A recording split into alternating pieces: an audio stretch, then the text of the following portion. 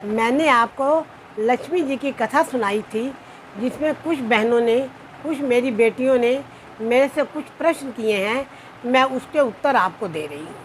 एक बहन ने मेरी पूछा था, बेटी ने, कि घोड़ा कैसे बनाया जाता है। घोड़ा बेटे आटे का बनाया जाता है। ये आटा जो है पूड़ी के आटे की तरह सख्त होता है। ये देखिए मेरे हाथ में ये आटा है। इस आटे को लेके आप इस तरह कर लीजिए, ऐसे हो जाएगा। उसके बाद एक साइड से ये देखिए, एक पैर पड़ा और ये देखिए दोनों तरफ पैर हो गए ना, और ये घोड़े का मुंह हो गया। इसी तरह पीछे की साइड पे भी आपको एक पैर ये है और एक पैर ये है।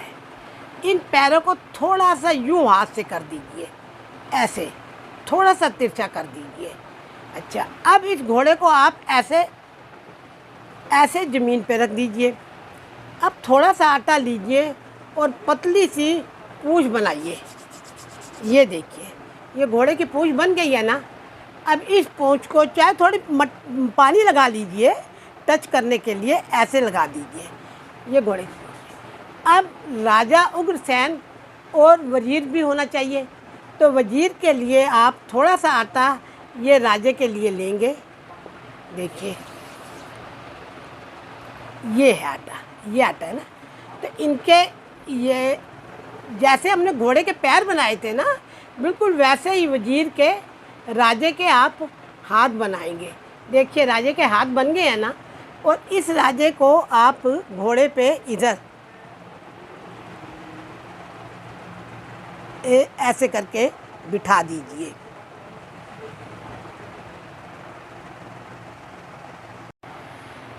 जैसे हमने राजा बनाया है ना, वैसे भी हमने ये वजीर बनाया है, और इस वजीर को भी राजे के पीछे हम इसी तरह ही घोड़े पर बिठा देंगे। अब आप देखिए, आगे दो पैर बन गए हैं, पीछे दो पैर बने हैं, और उसके पीछे जो है घोड़े को पूँछ लग गई है। आगे ये रही घोड़े का मुंह है। अब इसके लिए छतरी चाहिए। थोड़ा सा हम आटा लेंगे, उसको एक झाड़ू की सीख हो जाए, कोई भी सीख हो जाए, उसमें ऐसे लगा करके इन दोनों के बीच में, ये देखिए, इन दोनों के बीच में हमने इनको लगा दिया है। अब जब हम कथा सुनेंगे तो राजे के घोड़े के आगे हम चने या चने की दाल और घास लेकर के सुनते जाएंगे और डालते जाएंगे। बहू और बेटी ने पूछा है कि हाथी कैसे बनता है। जिस तरह मैंने घोड़ा बनाया है, आपने देखा है ना, उसी तरह ही आप पूरा शरीर जानवर का बना लीजिए। हाथी में सिर्फ आप एक सूंड जो है ऊपर से, देखिए ये मैं लगा रही हूँ, ये देखिए ऐसे हाथी में सूंड लग जाएगी, और बाकी वजीर और राजा और छाता सब रहेगा हाथी में। समझ में आ गया होगा आपको। एक मेरी बहू बहन ने पूछा है कि गाय और बछड़े का व्रत जो है बेटे इस दिन तो नहीं होता, अगर आपके यहाँ होता हो तो मैं नहीं कह सकती। ये कार्तिक के महीने में होता है, ये व्रत कार्तिक के महीने में होता है। अगर आप इस व्रत को करना चाहती हैं, माना जाता है आप में, तो बाज़ार में आपको इसके कैलेंडर भी मिल जाएंगे गाय और बच्चे के, आप उसको कर सकती हैं। आप इसको भी बना सकती हैं, पूरा शरीर ऐसे बना लीजिए और उसमें से वजीर और हाथी को हटा दीजिए। गाय के ऊपर कोई भी शिकार नहीं होता है, शिकार हाथी पे होता है या घोड़े पे होता है। तो आप ये तागा थोड़ा सा आटा लीजिए, और इस देखिए ये मैं आटा ना मेरे पास, इस आटे को मैंने ऐसे बना दिया है। इसको थोड़ा सा आप यूँ कर लीजिए बस, और इसको आप देखिए मैं कहाँ लगा रही हूँ, आप इस हिस्से पे लगा दीजिए कि बछड़ा जो है वो गाय का दूध पी रहा है। घोड़ा या हाथी, जिस चीज़ को भी आप इस्तेमाल करते हैं जानवर को, उसके आगे आप चने डालते हैं, दाल डालते हैं, घास डालते हैं, इसको या तो आप गाय को खिला दीजिए या फिर आप विसर्जन कर दीजिए। इससे संबंधित मेरे से और भी प्रश्न पूछे गए हैं। एक मेरी बहन ने पूछा है, बेटी ने पूछा है कि सरगी कैसे खाई जाती है। बेटे सरगी 4 बजे से लेके 5 बजे के अंदर तारे की छाया में खाई जाती है। उसके बाद आप नहाएंगे और नहाने के बाद आप तागे कैसे बांधते हैं? तागे आप नहाने के बाद ही बांधेंगे जब आप पूरी तरह पवित्र हो जाएंगे। और ये तागे आपके सारा दिन रहेंगे और शाम के टाइम आप इन तागों को उतारेंगे। फिर उसके बाद इस व्रत का उद्यापन आप तारे को अर्घ दे करके, जैसे कि करवा चौथ में चंद्रमा को अर्घ दिया जाता है, इसमें तारे को अर्घ दिया जाता है। और अर्घ देने के बाद आप इसको समाप्त कर सकती हैं। जो सामग्री आपने बनाई है, अगर आपको गाय मिलती है, पूड़ी है, हलवा है, खिचड़ी है, जो बनाई आपने, अगर आपको गाय मिलती है तो आप गाय को दे दीजिए।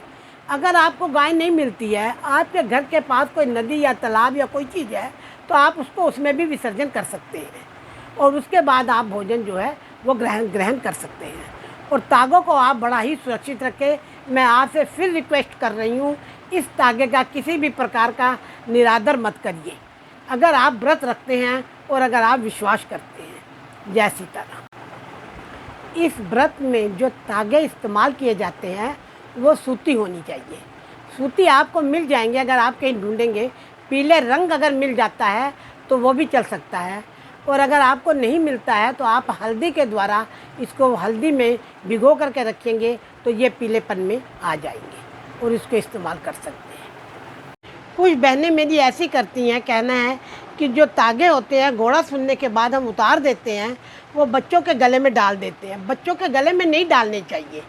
शगुन के लिए डाल दीजिए थोड़ी देर, उसके बाद उतार दीजिए, क्योंकि बच्चे जो हैं इस तागे का निरादर करते हैं। इस तागे का निरादर नहीं होना चाहिए। इसलिए आप बच्चों से ले करके उनको अच्छी तरह से संभाल करके अपनी तिजोरी में रख दीजिए। मान लिया आप अगले साल आप इनको नहीं बना सकते हैं, जो आपके पास ये तिजोरी में पड़े हुए हैं उन्हीं को निकाल करके कच्ची लस्सी से आप इनको धो करके सुखा करके आप इनको दोबारा भी इस्तेमाल कर सकते हैं। जैसे कि कहते हैं कि एक मूर्ति को हम बार बार करते हैं तो हम कहते हैं ये मूर्ति सिद्ध है। इसी तरह इन तागों को भी हम बार बार पूजन करेंगे तो ये भी हमारे एक रूप से सिद्ध लक्ष्मी के तागे हो जाएंगे। इस कथा का लिंक मैंने आगे डाल दिया है, उसको आप लाइक करिए और आगे शेयर करिए और इसको सुनिए और आनंद उठाइए। बहुत बहुत धन्यवाद।